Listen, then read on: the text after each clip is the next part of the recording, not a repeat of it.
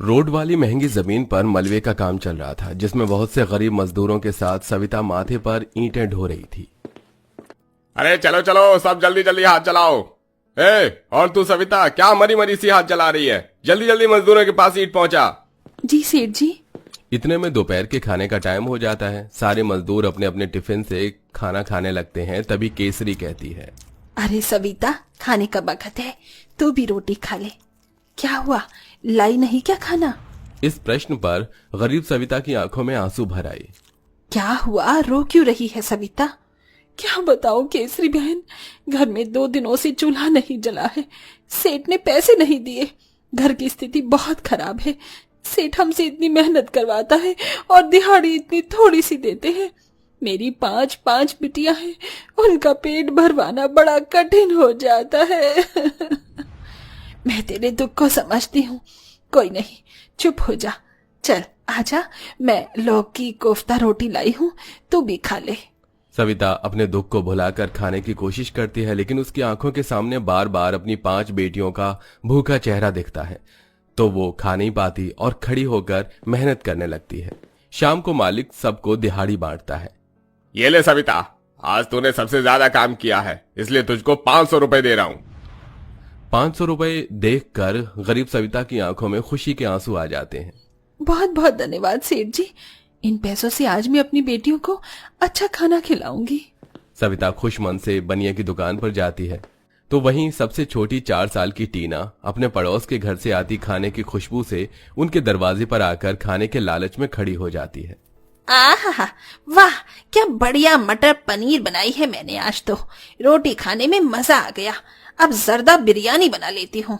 जैसे ही अमीर घमंडी रूपाली बच्ची को दरवाजे पर खड़ा देखती है तो दुत्कार कर भगाने लगती है। ए लड़की, चल भाग मेरे दरवाजे से।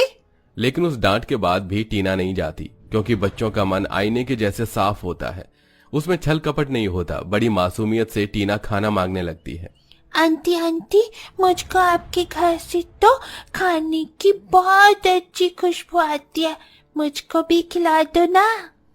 तभी दिल छोटा करके रूपाली टीना का हाथ खींच कर लाती है और सविता को भला बुरा सुनाती है। अरे वो सविता, तू अपनी बेटियों को खाने को नहीं देती क्या? जब देखो आस पड़ोस में किसी के घर में भी कुछ अच्छा बनता है तो दरवाजे के चक्कर मारने लगती है। हुआ क्या है रूपाली बहन, तुम ऐसे क्यों कहती हो? अरे जिसकी तुम जैसी 5 बेटियों वाली गरीब पड़ोसन होगी तो वो तंग ही होगी। तुम नमक रोटी खाने वाले लोगों के बस की थोड़ी ही है कि एक टाइम में 10 तरह का खाना खा लो। कभी दाल रोटी से आगे भी बढ़ जाओ। पड़ोसन का दिया ताना उस गरीब 5 बेटियों वाली माँ के कलेजे पर छुरी के जैसे चलता है। वो रोते हुए अपनी सबसे छोटी बेटी पर गुस्सा करने लगती है। क्यों री टीना, जब मैंने घर में रोटी बनाई थी तो क्यों गई थी तू पड़ोसन के घर में? बोल। क्योंकि मुझको ये छुकी लोटी लोज लोज नहीं खाई जाती। मुझको भी 10 तरह वाला खाना खाने का दिल करता है, पर तुम कभी नहीं बनाती हो।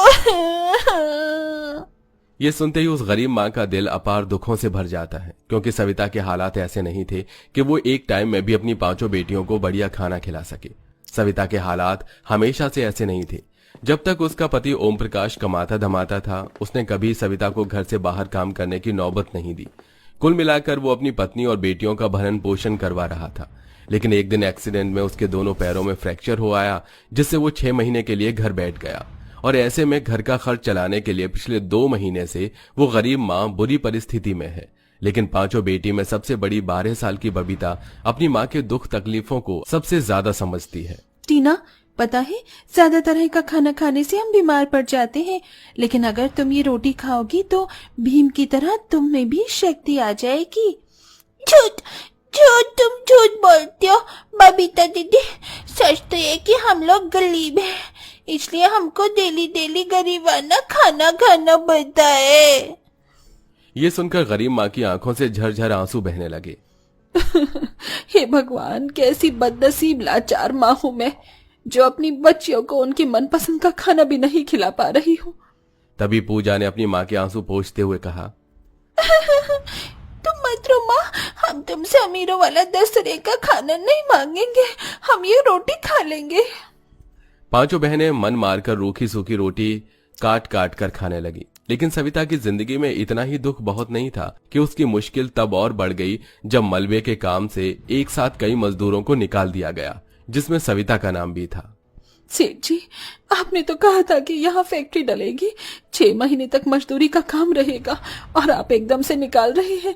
मेरी छोटी छोटी बेटियां हैं, मैं कैसे उनका पेट भरवाऊंगी, खिलाऊंगी, पिलाऊंगी। अरे वो सब मरे ना पता, कठे से करेगी तू। एली, तेरी हालत पर तरस खाकर 500 रुपए दे रहा हूं। सेठ ने 50 रुपए देकर सीधे सीधे उस गरीब माँ के पेट पर लात मार दी। सविता घर की जरूरत की कश्मकश में सड़कों पर काम की तलाश में भटकती रही। तभी उसकी नजर एक बहुत ही बड़े चमचमाते 5 स्टार होटल पर चली गई, जिसके बाहर स्वागत में 2 दरवान खड़े थे और शाही मेज बिछी हुई थी। वहां केवल बड़े बड़े पैसे वाले लोग ही आ रहे थे। तभी आशा भरे मन से सविता भी जाने लगी। मेरी बेटियों को कितना मन था स्वादिष्ट खाना खाने का, 50 रुपए में कुछ तो मिल जाएगा। तभी उसका गरीब वेशभूषा देखकर दरवान उसे होटल के बाहर दरवाजे पर ही रोक देता है। अरे ओ औरत, कहाँ घुसी चली जा रही है? अंदर दिखता नहीं है अमीरों का होटल है, तू अंदर नहीं जा सकती। क्यों भाई साहब, यहाँ किसी बोर्ड पर लिखा है क्या कि कोई गरीब अंदर नहीं जा सकता?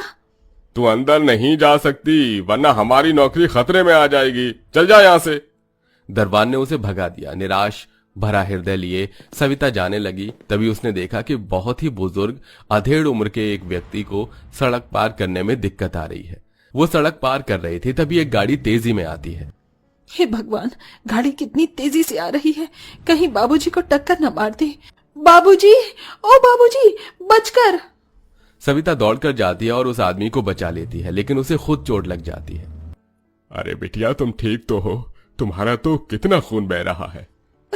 हम गरीबों का खून अमीरों जितना महंगा थोड़ी है बाबूजी, ये तो बहता ही है। तुम इस सड़क पर क्या कर रही थी? भला आदमी जानकर सविता अपना दुख सुनाती है। काम की तलाश में दर दर भटक रही हूँ बाबूजी।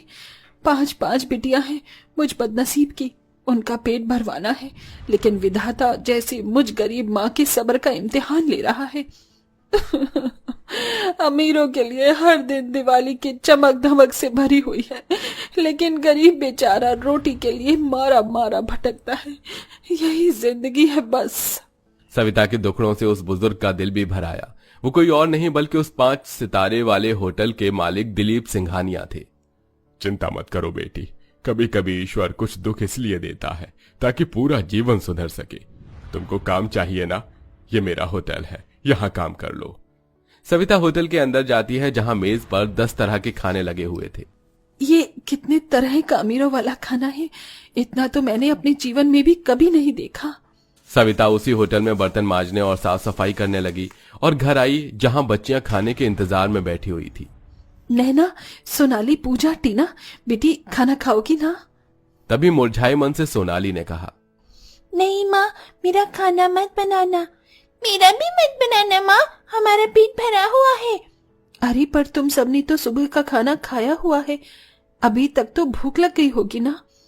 भूख तो लगी है माँ, लेकिन मुझको दाल मखनी और नान रोटी खाने का दिल है, और मुझको शाही पनीर पुलाव और पनीर चाप खाना है, और मैं तो पूरी 10 तरह का खाना खाऊंगी माँ।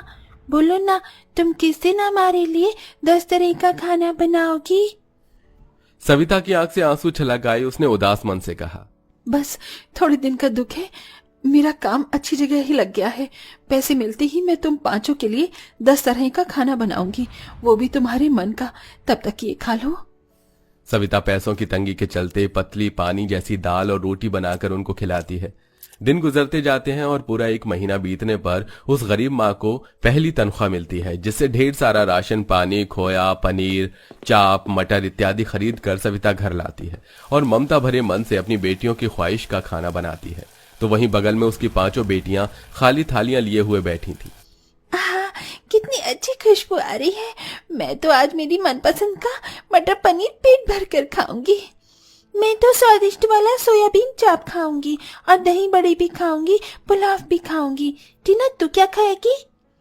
मैं तो छाला थाना खा जाऊंगी और पूला पतीला का बिरयानी भी मैं खाऊंगी। ये सुनकर चारों बड़ी बेटी हंस पड़ती हैं। कुछ घंटे में सविता 10 तरह का खाना बनाकर तैयार कर देती है, जिसमें लजीज जर्दा बिरयानी, पुलाव, कई तरह की सब्जी जैसे कि मटर, शाही पनीर, चाप की सब्जी और कई तरह की रोटी जैसे कि रुमाली रोटी, मिस्सी रोटी, लच्छा पराठा वगैरह वगैरह भी बना रखा था। सब कुछ परोसकर सविता पांचों को प्यार से पुकारती है।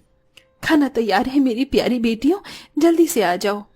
10 तरह के स्वादिष्ट खाना देखकर बेटियों की आंखें खुशी से झिलमिलाने लगती हैं और उनके चेहरे पर अनदेखी मुस्कान आ जाती है और सब खाने पर टूट पड़ती हैं। अरे वाह, ये अमीरों वाला खाना तो बहुत ही टेस्टी टेस्टी लगता है। माँ मुझको और बिरयानी दो ना। हाँ लाडो, लेना। माँ मुझको भी थोड़ा शाही पनीर और पुलाव दे दो, बहुत लजीज है। हाँ ले पूजा, थाली आगे कर, पेट भर कर खाना, आज बहुत खाना बनाया है मैंने। कहते हुए सविता की आंखों से खुशी का आंसू छलक पड़ा। उस रोज अपनी गरीब बेटियों को खाना खिलाते उस गरीब माँ के चेहरे पर अलबेली खुशी थी, क्योंकि पहली मर्तबा जिंदगी में प्याज रोटी के सिवा सविता ने अपनी पांचों बेटियों को एक साथ 10 तरह का अमीरों वाला खाना जो खिलाया था, जिसके लिए उसके मन में एक बड़ा सब्र था। पांचों बेटियां बारी बारी से अपने हाथों से अपनी माँ को निवाला खिलाती हैं।